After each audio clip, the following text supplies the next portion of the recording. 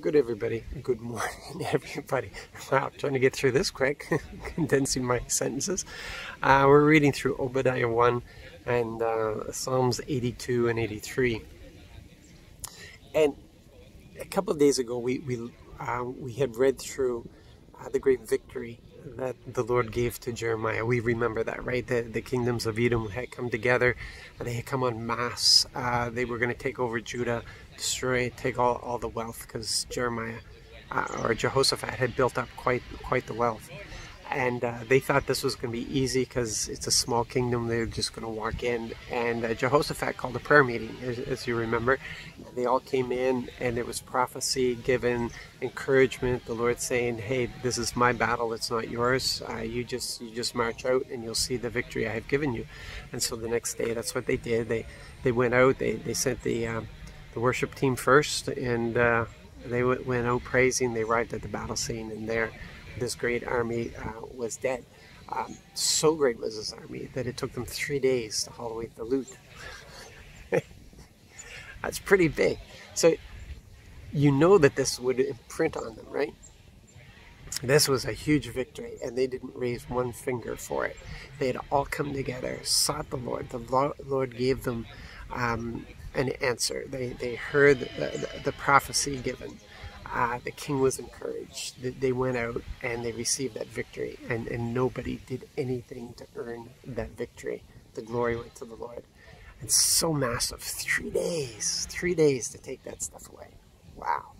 So it's not going to be forgotten, right? Well, it was. It was forgotten. And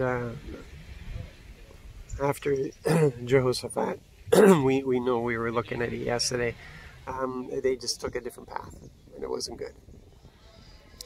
And it led to all kinds of problems. From this, they ended up with a queen, of all things. Anyway, so we look at this, and man, why didn't they pass this on to their kids? But if we stop and we think about it, how many of our parents' battles are we aware of? Some of you know of them, but most of the time, our parents kept those things to themselves. There was this idea that they had to protect their children from these things. Instead of teaching them through these things, how are your children going to know how great God is if they don't understand the victory that was given to you?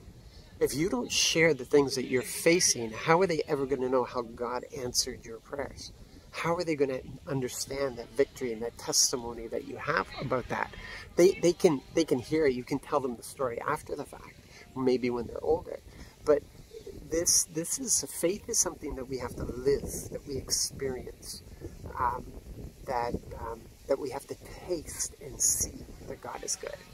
We taste and see that He is good. Second-hand knowledge is only going to get us so far.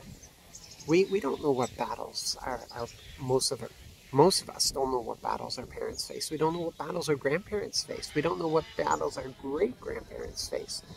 It's like we know about the wars, right? The great wars, World War I, World War II, but we weren't there. We didn't experience it. We didn't taste the death. We didn't taste the decay. We didn't taste the horror and the stress and the fear.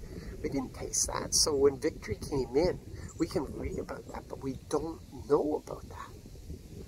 See, we have to have our own battles. And we have to include our children so that they will see and they will understand that when they have battles, there's one that they can turn to. There's one that they can look at. They need to see those moments in our life when we say to the Lord, "I don't know what to do, but my eyes are on you." So when they have those moments, we hear them say, "I don't know what to do, but my eyes are on you." This is so important for us. The sort of parenting where we hedge in our children, that doesn't do anybody any favors. It doesn't help the kingdom in the generations to come. And it doesn't help those who should be citizens in that kingdom at all.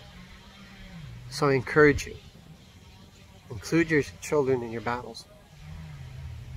Even if they're adults now, include them so that they know, they can see, they can taste and see that God is good. You guys have an excellent day. Love you. Miss you.